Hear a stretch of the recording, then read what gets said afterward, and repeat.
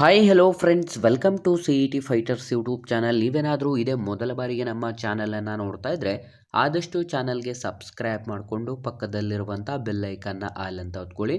ಬನ್ನಿ ಸ್ನೇಹಿತರಿಗೆ, home guard ಹುದ್ದೆಗಳಿಗೆ ಅಧಿಸೂಚನೆ ಕೂಡ ಹೊರಬಂದಿರುತ್ತೆ. ವಿಡಿಯೋದಲ್ಲಿ ಕಂಪ್ಲೀಟ್ ಆಗಿ ನೋಟಿಫಿಕೇಶನ್ ಮುಖಾಂತರ ಮಾಹಿತಿಯನ್ನು ತಿಳಿಸ್ಕೊಡ್ತೀನಿ. ವಿಡಿಯೋನ ಸ್ಕಿಪ್ ಮಾಡದೆ ಕೊನೆವರೆಗೂ ನೋಡಿ.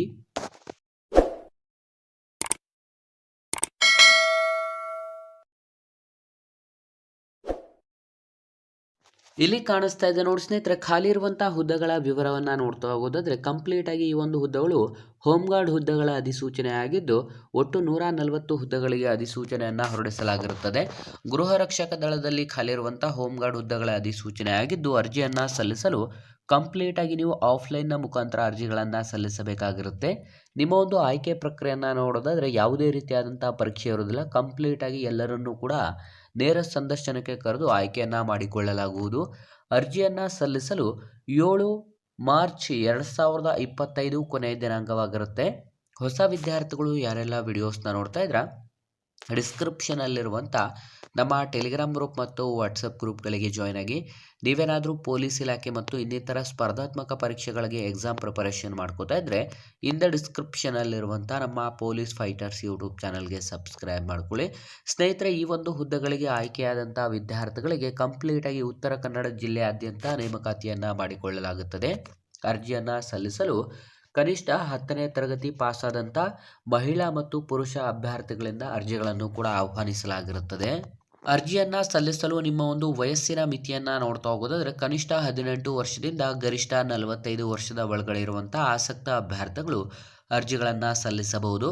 ಆಯ್ಕೆಯಾದಂಥ ಅಭ್ಯರ್ಥಿಗಳಿಗೆ ಈ ಒಂದು ಅಧಿಸೂಚನೆಗೆ ನೀವೇನಾದರೂ ಆಯ್ಕೆ ಆದರೆ ಪ್ರತಿ ತಿಂಗಳು 15,000 ರೂಪಾಯಿ ಮಾಸಿಕ ವೇತನವನ್ನು ಕೂಡ ನಿಗದಿಪಡಿಸಲಾಗಿರುತ್ತದೆ.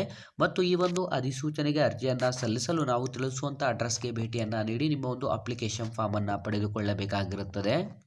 ನಿಮ್ಮ ಒಂದು ಆಯ್ಕೆ ಪ್ರಕ್ರಿಯೆಯನ್ನು ನೋಡೋದಾದ್ರೆ ಯಾವುದೇ ರೀತಿಯಾದಂಥ ಪರೀಕ್ಷೆ ಇರೋದಿಲ್ಲ. ಕಂಪ್ಲೀಟಾಗಿ ನಿಮಗೆ ವಿದ್ಯಾರ್ಥಿಗಳು ಅರ್ಜಿ ಸಲ್ಲಿಸಿದಂಥ ಎಲ್ಲ ವಿದ್ಯಾರ್ಥಿಗಳಿಗೆ ನೇರ ಸಂದರ್ಶನಕ್ಕೆ ಕರೆದು ಫಿಸಿಕಲ್ ಸ್ಟ್ಯಾಂಡರ್ಡ್ಸ್ ಟೆಸ್ಟನ್ನು ಚೆಕ್ ಮಾಡಿ ನಂತರ ಆಯ್ಕೆ ಮಾಡಿಕೊಳ್ಳಲಾಗುತ್ತದೆ. ಈ ಒಂದು ಅಧಿಸೂಚನೆಗೆ ಅರ್ಜಿಗಳನ್ನು ಸಲ್ಲಿಸಲು ಬಯಸುವಂಥ ಅಭ್ಯರ್ಥಿಗಳಿಗೆ ಯಾವುದೇ ಒಂದು ಪೊಲೀಸ್ ಪ್ರಕರಣ ಹೊಂದಿರಬಾರದು. ನೀವು ಕಂಪ್ಲೀಟಾಗಿ ಒಳ್ಳೆಯ ಅಭ್ಯರ್ಥಿಗಳಾಗಿದ್ದರೆ ಸಾಕು ಈ ಒಂದು ಅಧಿಸೂಚನೆಗೆ ಅರ್ಜಿಗಳನ್ನು ಕೂಡ ಸಲ್ಲಿಸಬಹುದು. ಅರ್ಜಿಯನ್ನು ಯಾವ ರೀತಿ ಸಲ್ಲಿಸೋದು ಅಂತಂದರೆ ಸ್ನೇಹಿತರೆ, ಕಂಪ್ಲೀಟಾಗಿ ಆಫ್ಲೈನ್ ಅಂತಂದರೆ ನಾವು ಹೇಳುವಂಥ ವಿಳಾಸಕ್ಕೆ ಭೇಟಿಯನ್ನು ನೀಡಿ ನಿಮ್ಮ ಒಂದು ಅಪ್ಲಿಕೇಶನ್ ಫಾರ್ಮನ್ನು ಇಸ್ಕೊಂಡು ಫಿಲ್ ಮಾಡಿ ರಿಕ್ವೈರ್ಡ್ ಡಾಕ್ಯುಮೆಂಟ್ಸ್ಗಳನ್ನು ಅಲ್ಲಿ ಸಬ್ಮಿಟ್ ಮಾಡಬೇಕಾಗಿರುತ್ತೆ.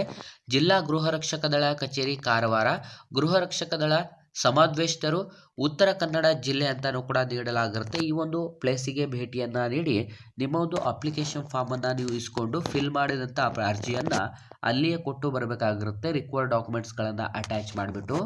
ಅಥವಾ ಹೆಚ್ಚಿನ ಮಾಹಿತಿಗಳಿಗಾಗಿ ಇಲ್ಲಿ ಕಾಣಿಸ್ತಿರುವಂಥ ದೂರವಾಣಿ ಸಂಖ್ಯೆಗೂ ಕೂಡ ನೀವು ಕರೆ ಮಾಡಿ ಮಾಹಿತಿಯನ್ನು ಕೂಡ ತಿಳ್ಕೋಬಹುದು. ಸ್ನೇಹಿತರೆ, ಅರ್ಜಿಯನ್ನು ಸಲ್ಲಿಸಲು 7 ಮಾರ್ಚ್ 2025 ಕೊನೆಯ ದಿನಾಂಕವಾಗಿದ್ದು ಆಸಕ್ತ ಅಭ್ಯರ್ಥಿಗಳು ಹಿಂದೆ ಅಧಿಸೂಚನೆಗೆ ಅರ್ಜಿಗಳನ್ನು ಸಲ್ಲಿಸಿ ಮತ್ತು ಈ ಒಂದು ಉದ್ಯೋಗ ಮಾಹಿತಿಯನ್ನು ಆದಷ್ಟು ಲೈಕ್ ಮಾಡಿ ಹಾಗೂ ನಿಮ್ಮ ಎಲ್ಲ ಸ್ನೇಹಿತರೊಂದಿಗೆ ಶೇರ್ ಮಾಡೋದ್ರ ಮೂಲಕ ಇನ್ನೂ ಹೆಚ್ಚಿನ ಉದ್ಯೋಗ ಮಾಹಿತಿಗಾಗಿ ಹಿಂದೆ ನಮ್ಮ ಚಾನಲ್ಗೆ ಸಬ್ಸ್ಕ್ರೈಬ್ ಮಾಡ್ಕೊಳ್ಳಿ ಅಂತ ತಿಳಿಸ್ತಾ ಇದ್ದೀವಿ ಸ್ನೇಹಿತರೆ.